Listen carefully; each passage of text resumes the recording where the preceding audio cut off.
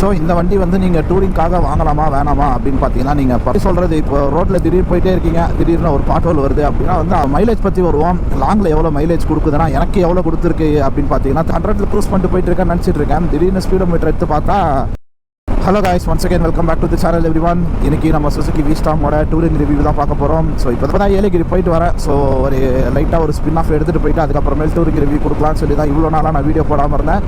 So இப்போ அதுக்கான time வந்துருச்சு. ஸோ இது அட்வென்ச்சர் டூரர் அப்படின்னு சொல்லி தான் மார்க்கெட்டில் வந்து சேல் பண்ணுறாங்க. ஸோ அந்த பர்பஸ் வந்து இது கரெக்டாக சர்வ் பண்ணுறானா அப்படின்றத இந்த வீடியோவில் நம்ம பார்ப்போம். ஸோ இது வரைக்கும் நம்ம சேனலை சப்ஸ்கிரைப் பண்ணாமல் இருந்தீங்கன்னா மறக்காமல் நம்ம சேனலை சப்ஸ்கிரைப் பண்ணிங்க, பக்கத்தில் இருக்க பெல் ஐக்கானை ப்ரெஸ் பண்ணிங்க. வாங்க இப்போ நம்ம ரிவ்யூக்குள்ளே போகலாம். இப்போ முதல்ல நம்ம இன்ஜினோட ஸ்மூத்னஸை நம்ம எடுத்துக்கிட்டோன்னா எப்படி சொல்கிறதுங்க, பட்ரி ஸ்மூத்தாக இருக்குது. நீங்கள் எவ்வளோ ஸ்பீடு போகிறீங்கன்றது கூட உங்களால் ஃபீல் பண்ண முடியல. ஏன்னா மற்ற ஏடிவிஸும் நான் ஓட்டியிருக்கேன். மற்ற ஏடிவிஸ்லலாம் வந்து நீங்கள் ஒரு அபவ் 80க்கு மேலே அப்படின்னு போனீங்கனாலே லைட்டாக அந்த ஒரு பஸ்ஸு ஃபீல் ஹேண்டில் பாரில் இருக்கும். ஸோ அந்த சின்ன பஸ்ஸு ஃபீல் கூட இந்த வண்டியில் இல்லைங்க. சொல்லப்போனால் எவ்வளோ ஸ்பீடில் போகிறேன்னே தெரிய மாட்டேங்குது.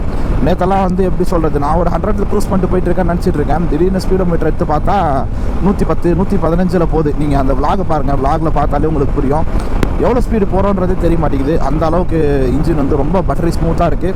ஸோ ஸ்டெபிலிட்டி எப்படி இருக்குன்னு பார்த்தீங்கன்னா, ஸ்டெபிலிட்டி வந்து ரொம்பவே நல்லா பண்ணியிருக்காங்க.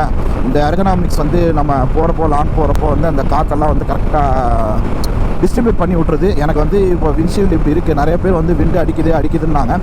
ஸோ என்னோடய ஹைட் வந்து 5.8. என்னோடய ஹைட்டுக்கு வந்து இது விண்டு அவ்வளோவா தெரியல. ஸோ கிராஸ் விண்ட்ஸ் ஏதாவது அடித்தா கூட வண்டி வந்து ஸ்டேபிளாக தாங்க இருக்குது. ஒன்றும் அந்த அளவுக்கு பிரச்சனை இல்லை.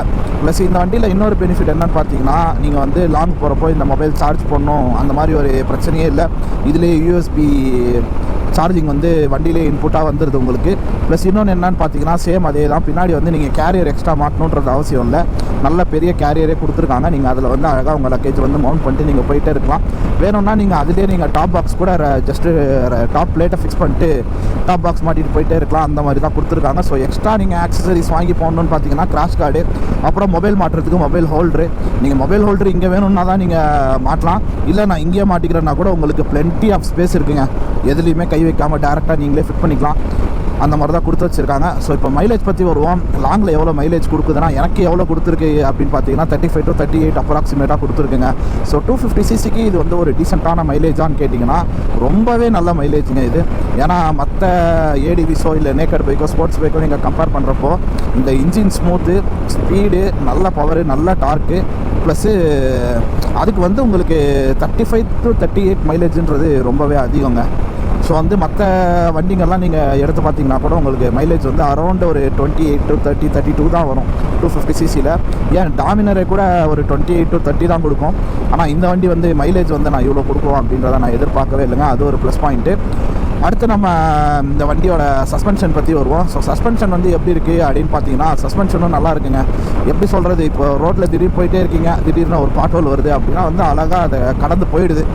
டக்குனு அப்படி ஏற்றி அப்படி இறக்கிட்டு போயிட்டே இருக்கலாம். அது ஒரு சின்ன ஜர்க்கு கூட நம்மளுக்கு ஃபீல் ஆகலை. ஸோ அந்த அளவுக்கு நல்லா இருக்குது வண்டி. ஸோ வேறு என்ன, எல்லாமே இதில் பாயிண்ட்ஸ் கவர் பண்ணிட்டேன்னு நினைக்கிறேன். ஸோ இந்த வண்டி வந்து நீங்கள் டூரிங்காக வாங்கலாமா வேணாமா அப்படின்னு பார்த்தீங்கன்னா, நீங்கள் பர்ஃபெக்டாக நீங்கள் டூரிங்காக எடுக்கலாங்க. நீங்கள் இந்த வண்டியில் என்ன ஒரு பெனிஃபிட் அப்படின்னு பார்த்தீங்கன்னா, நீங்கள் சிட்டிலையும் சுற்றலாம், இதை எடுத்துகிட்டு நீங்கள் ஹைவே டூரிங்கும் நீங்கள் போகலாங்க. அந்த அளவுக்கு ஒரு சூப்பரான வண்டி தான் இது.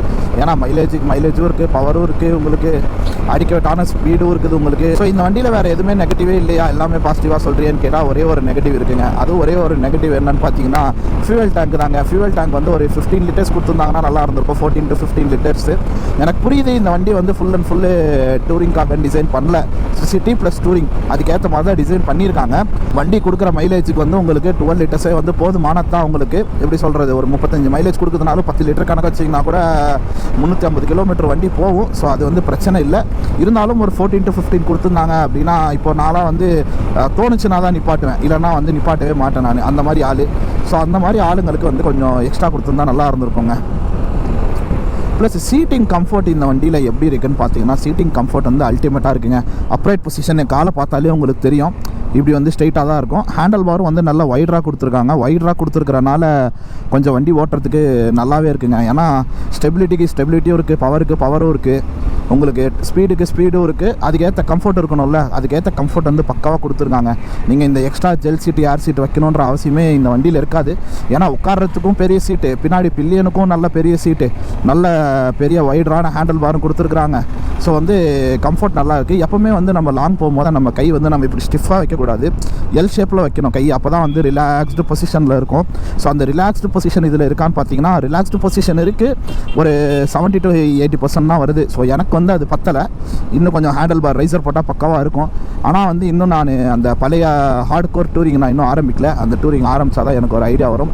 ஸோ இப்போதைக்கு நான் போயிட்டு வந்ததுக்கு என் கண்ணில் என்னென்ன பட்டுச்சோ நான் எல்லாத்தையுமே நான் சொல்லிட்டேன். ஸோ இந்த வீடியோ வந்து உங்களுக்கு யூஸ்ஃபுல்லாக இருக்கும் அப்படின்னு நம்புகிறேன். ஸோ இந்த வண்டி நீங்கள் டூரிங்காக வாங்கலாமா அப்படின்னு கேட்டிங்கன்னா கண்ணை மூடிட்டு தைரியமாக வாங்கலாங்க. ஏன்னா வந்து உங்களுக்கு சர்வீஸும் வந்து கொஞ்சம் வே சீப்பர், மற்ற வண்டியை வந்து நீங்கள் கம்பேர் பண்ணிங்கன்னா அஃபோர்டபுளும் கூட எல்லா ஸ்பேர்ஸுமே.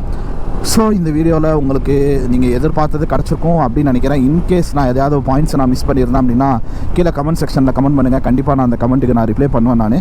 ஸோ மறக்காமல் நம்மளோட இன்ஸ்டாகிராம் பேஜ் ஃபாலோ பண்ணிங்க. ஸோ அதில் வந்து நிறையா ஷார்ட் வீடியோஸ் எல்லாம் யூஸ்ஃபுல்லான வீடியோஸ் எல்லாம் போட்டுட்ருக்கோம்.